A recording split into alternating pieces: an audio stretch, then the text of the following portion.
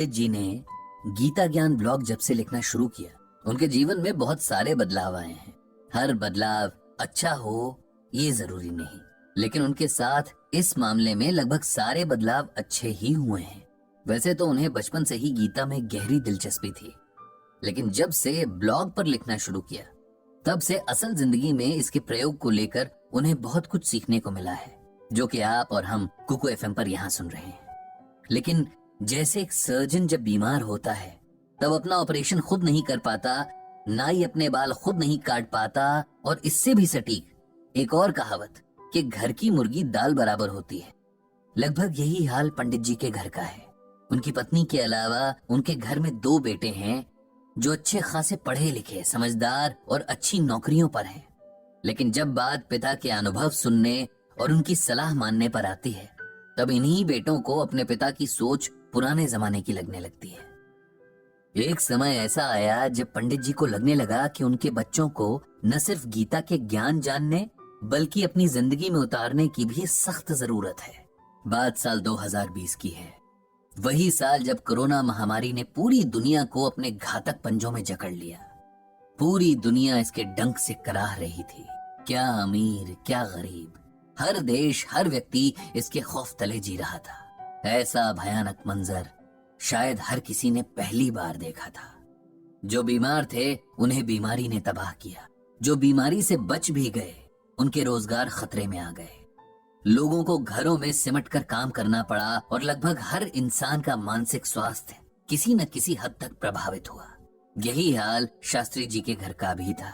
उनकी पत्नी हर वक्त परेशान रहती कि कहीं उनके परिवार में किसी को ये बीमारी ना हो जाए। बेचारी हमेशा एक खौफ के साए में रहती। पंडित जी के लाख समझाने पर भी उनका डर न खत्म होता न कहीं जाता।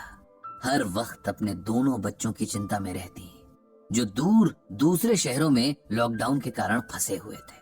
किसी तरह कोशिश करके पंडित जी का छोटा बेटा अभिनव अपने शहर वापस आ गया। उसके ऑफिस ने घर से काम करने की सुविधा दे रखी थी। इस बात से पंडित जी की पत्नी को थोड़ा सुकून तो मिला कि चलो कम से कम एक बेटा तो आंखों के सामने है। उसके आराम उसके खान पान का पूरा जिम्मा उसकी माँ ने ऐसे उठाया मानो बेटा ना हो कोई वीआईपी घर पे ठहरा हो। इधर पंडित जी का इनबॉक्स लोगों के सवालों दर्द भरी कहानियों से भरा रहने लगा। कोई किसी अपने के चले जाने के गम में खुद को और अपने परिवार को संभालने की सलाह मांगता, तो कोई दिमाग की शांति के उपाय तलाशता हुआ उनके इनबॉक्स में दस्तक देता। कुल मिलाकर हर तरफ बस एक अजीब उदासी का माहौल था। पंडित जी ने नोट किया कि उनका बेटा अभिनव थोड़ा बदला सा लग रहा है। माँ के लाड़ का जवाब कभी झल्लाकर तो कभी चिड़चिड़े स्वर में देता। पंडित जी पत्नी को समझाते कि बेटा बड़ा हो गया है, उससे 5 साल के बच्चे की तरह व्यवहार मत करो, लेकिन माँ का मन कहाँ मानता है। सारा दिन बेटा अपने कमरे में बंद रहता। दिन भर उसके कमरे से कभी किसी मीटिंग तो कभी किसी मीटिंग की आवाज आती रहती। खाना तक खाने वो बाहर नहीं निकलता। माँ से कहकर अपने कमरे में मंगवा लेता। इधर पिछले कुछ दिनों से उसके फोन पर चिल्लाने की आवाजें बाहर तक आने लगी थी। शुरू में पंडित जी ने सोचा कि काम का तनाव होगा। वैसे ही आजकल सबका समय खराब ही चल रहा है, जिसका असर लोगों के व्यवहार में दिख रहा है। लेकिन हर बीतते दिन के साथ उनके बेटे का व्यवहार और ज्यादा चिड़चिड़ा होने लगा। गुस्सा जैसे हर वक्त उसकी नाक पर रहता और कुछ पूछो तो वो चिल्लाने लगता। पंडित जी ने कई बार बेटे से बात करने की, उसे समझाने की कोशिश की, लेकिन वो भी बेकार हो गई। एक दिन तो हद ही हो गई, जब पहले तो बेटे के कमरे से फोन पर चिल्लाने की और फिर कमरे की चीजें पटकने की आवाजें आने लगी। पंडित जी और उनकी पत्नी ने दरवाजा खटखटाया, लेकिन बेटे ने उन्हें चिल्लाकर उसके मामलों से दूर रहने को कहा। बेचारे करते भी तो क्या। बड़े बेटे से फोन पर यह परेशानी बांटी तो उसने भी यही कहा कि आजकल हर कोई परेशान है, नौकरियां खतरे में हैं, खुद को सबसे बेहतर साबित करने का ऐसा दबाव है कि लोग इसे संभाल नहीं पा रहे। उसे थोड़ा समय दीजिए, वो खुद ही ठीक हो जाएगा।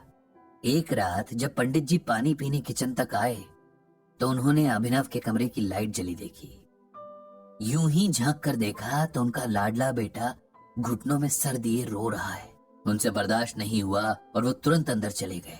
बेटे के सर पर हाथ फेर कर पूछा कि क्या हुआ, वो ठीक तो है?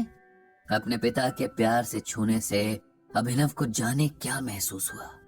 वो फफक फफक कर रो पड़ा। पंडित जी ने उसे सीने से लगा लिया।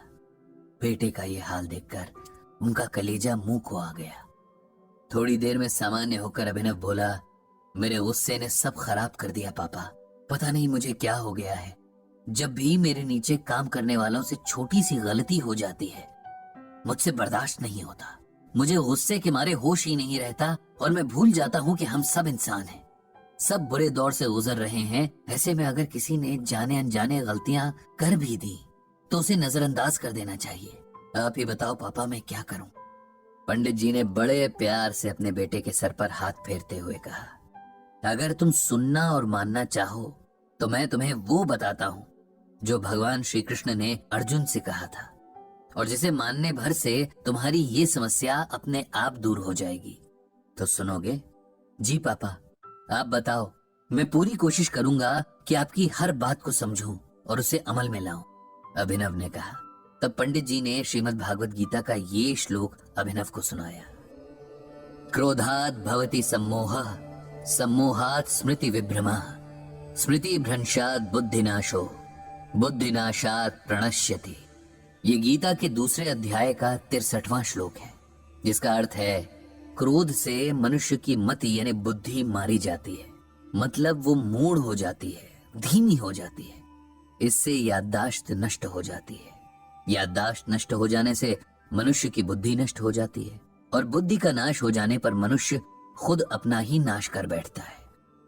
इस श्लोक में भगवान श्री कृष्ण अर्जुन को ये समझा रहे हैं कि कोई भी युद्ध सिर्फ ताकत से नहीं जीता जा सकता।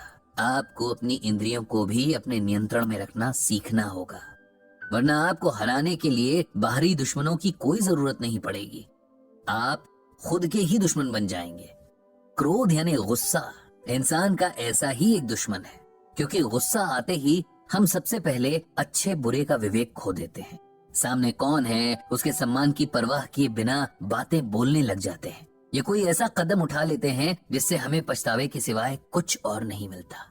क्रोध बड़े से बड़े वीरों के बल को भी एक पल में समाप्त कर देता है, बड़े बड़े ज्ञानियों के ज्ञान को खत्म कर देता है, और जीवन भर के कमाए पुण्य और सम्मान को एक पल में चकनाचूर कर देता है। इसीलिए सबसे पहले अपने क्रोध को जीतना सीखो, तभी जिंदगी की बाकी लड़ाइयां जीत पाओगे। लेकिन मैं ये कैसे करूं पापा? अभिनव ने उदास आवाज में पूछा।